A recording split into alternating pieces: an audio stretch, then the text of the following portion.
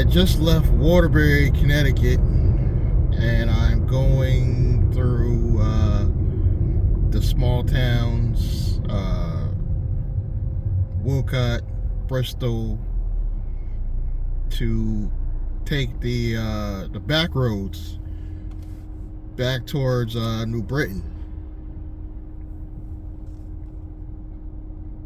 So this should be some nice scenery for those of you guys who are not from Connecticut. People say that they like Connecticut because we have all seasons.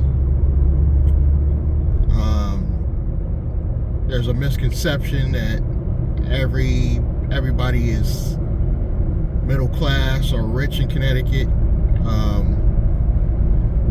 There are a lot of wealthy small towns in Connecticut, that's true, but Waterbury, the town I just left, was pretty much poverty. It's pretty much as bad as they get as far as economy, and for such a small population, the murder rate was ridiculous a few years back. New Haven, I think, calmed down a little bit, but it was crazy. Hartford was crazy.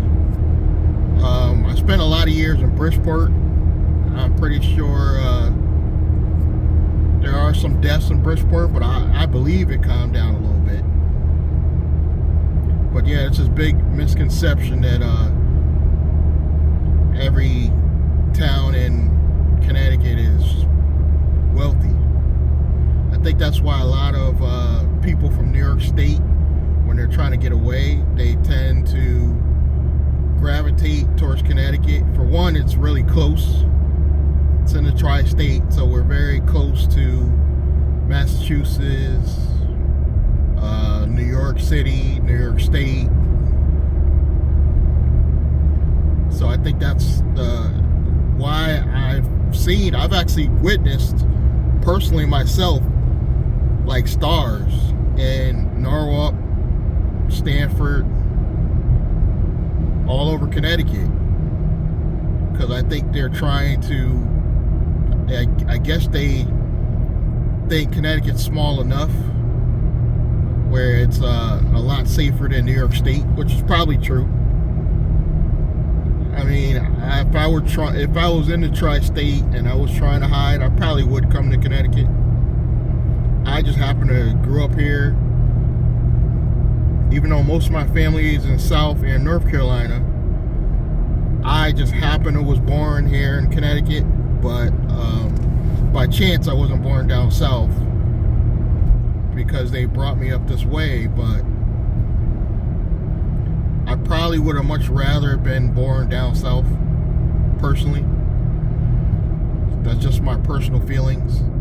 Nothing against the environment I grew up in. I mean, Norwalk, I'm from old Norwalk, which was to me like South Norwalk back in the day was like Bridgeport in my mind. But now, being fast forward to now, it's considered pretty wealthy, just like people think it is. Norwalk, Stamford, Darien, very wealthy towns and communities now. The gentrification pretty much pushed out all the riffraff and everybody that was poor. I shouldn't say riffraff, because there's a lot of good black people that got pushed out because they just can't afford Norwalk anymore. Would I personally move back in Norwalk? I can't imagine any amount of money that would make me purchase a home in a overpriced town like Norwalk. I can't see it. I would much rather come up towards Hartford, where I'm presently living, and probably purchase something up this way. Even Bristol. Bristol's a nice town. I don't own any property or anything yet, but I mean, I could see myself living in downtown Bristol. You know, my current mailing address is Bristol. spend a lot of time in New Britain because that's like the central town from all the towns around it.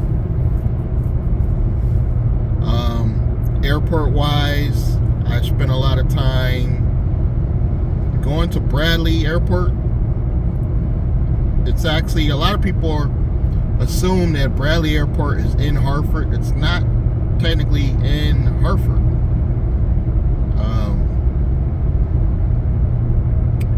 I think it's Windsor, Connecticut. That's technically where Bradley Airport's located, but it's so close to Hartford, people just assume and just call it Hartford. They say Bradley Airport's in Hartford. I think it even comes up in GPS, if I'm not mistaken, in Hartford area, but Windsor is that close. That's what I think I like about the towns in or around Hartford. They're so close together that it's a short 10 to 15 minutes to get to anybody, any of the towns. Plainville, Middletown, Newtown, Bristol, and with New Britain being right centrally located in the middle, a lot of times I start my day in New Britain. It's an easy route to all the towns around it.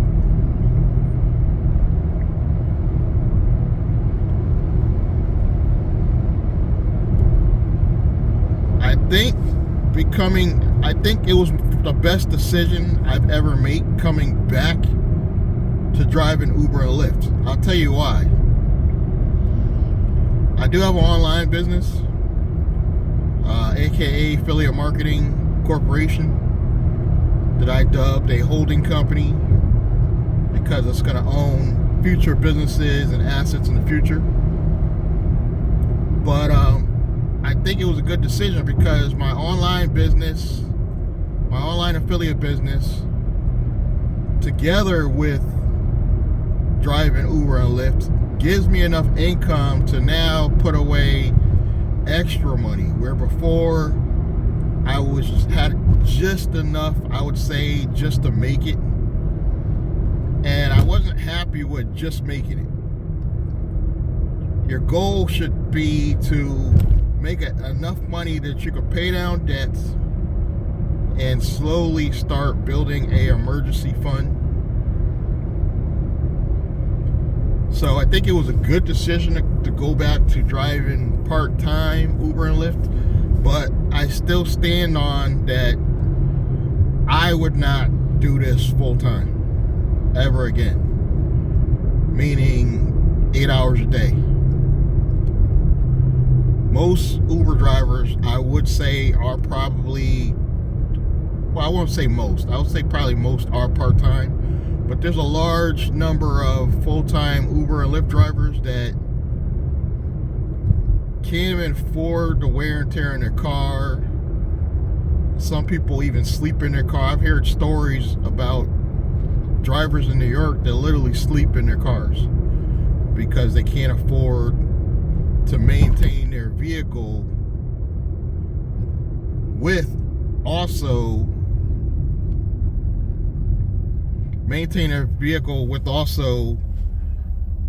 you know, all the wear and tear, tires, the oil changes. It's a lot of maintenance when you're full-time. You do have to do that same stuff or maintenance part-time, but it's a lot less. Like, I've had this car for a little less than a month now, and if I was full-time, I probably would already have to have an oil change. Probably already. I probably would be already due for an oil change already if I was driving full-time. It's just so much wear and tear on your vehicles, guys. It's really, really ridiculous. But this is such an easy, leisurely job. I would say 4 or 5 hours a day, max. So I come out here every day, bare minimum 4 to 5 hours a day. I won't do more than that. In all honesty, whatever I make in 4 to 5 hours, like today, I didn't quite hit $100. I think it was closer to like $90 today in about 4.5 hours. The only thing is I'm probably 30 minutes away from where I actually live. So I have to drive back, and I could turn the app on and continue driving, but the app will keep you going like nonstop between Uber and Lyft. So I gotta turn the app off, head back home. If I'm feeling energetic, I'll probably take one more ride on the way home, like literally on the way home, but that may be it.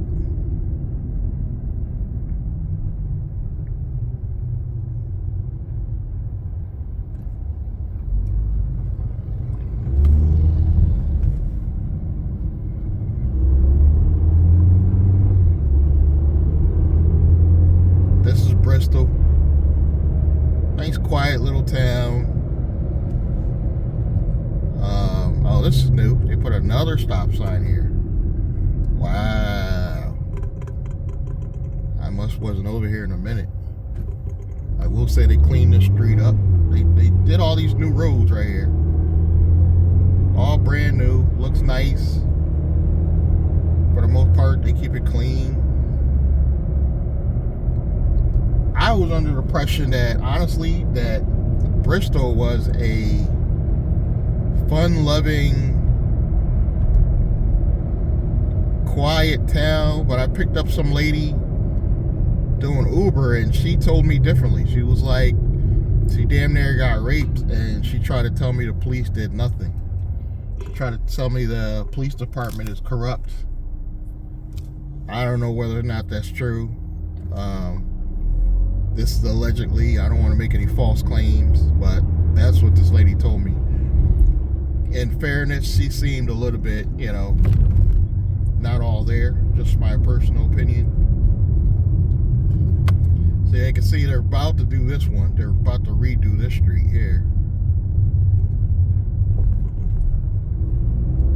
which will be nice once this is done.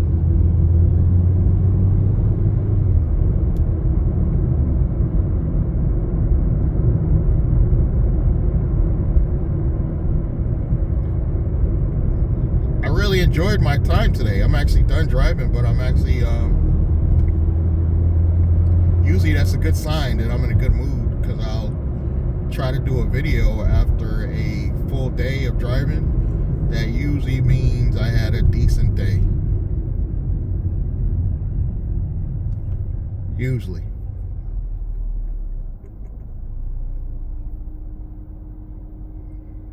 Someone once said, "Well, I should blur out other people's license plates."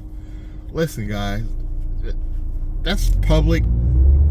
Your license plate is in public, so anybody can take a picture of your license plate or run the numbers on your license plate. So what? If you're not doing anything illegal, I wouldn't worry about somebody like filming your license plate. The only time you worry about somebody filming or taking a snapshot of your license plate is when you're up to no good. But somebody had the nerve to say, if you're gonna be driving behind people and seeing their plates, I should blur them out. I am not taking the extra software and necessary steps to blur out some plates. Like, are you literally gonna watch my video and zoom in and run everybody's plates? No. That's crazy to me. Somebody would even mention that in the comments. Speaking of comments, go to the links below this video. Check out some of the business offers I have. If you're seeing this on Night Sky Driver, the channel, I now have links to re-sign up. Even if you were formerly a Uber or Lyft driver, I believe I get a referral for that as well, guys. So yeah, help a brother out. I do have a referral business for a reason. And I think Lyft is paying a decent amount to bring old drivers back on.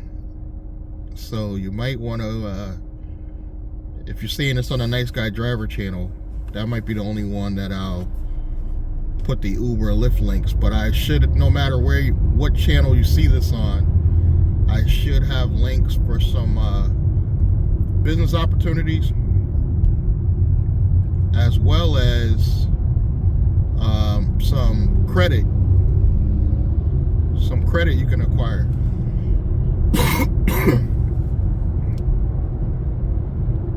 I have a personal goal of building my new LLC for the channels. I've already been working on it, honestly, but I got to fine tune all the details and operating agreement and lock down some stuff. And my goal is to, in the next 6 months, acquire $150,000 in corporate credit. I should just wait till the first of the year just to make everything congruent, you know, with starting the company. But for some reason, I always start companies towards the end of the year. I don't know why that is.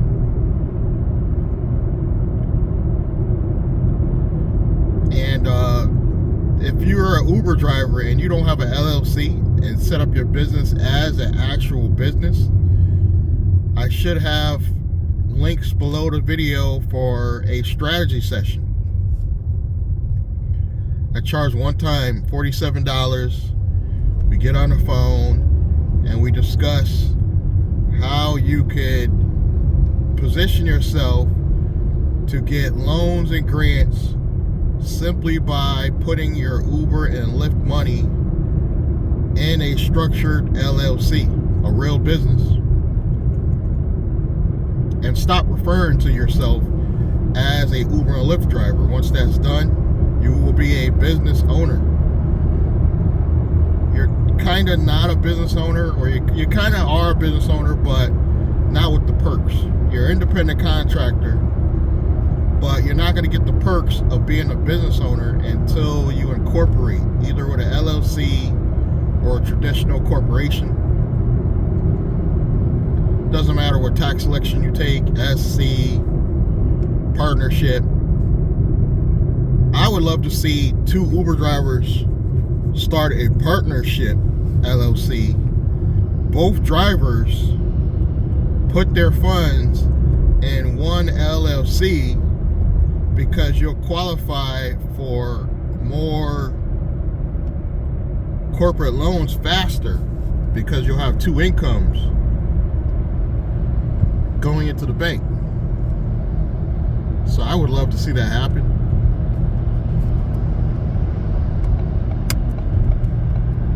I've yet to see like 2 partners like actually work together. You know, you could do two different drivers. One could do Lyft, one could do Uber, or one could do DoorDash or Instacart, and the other one could do, say, Uber, and make it a real corporation. And I'm not a tax professional, but I'm pretty sure you will be able to write off everything: tires, oil changes, repairs, if you do this right. I'm pretty sure about it. Wow. That guy got stuff falling off his truck. I'm glad I got by him. But that's all I wanted to give you guys today. Just want to give you a little tour into my life.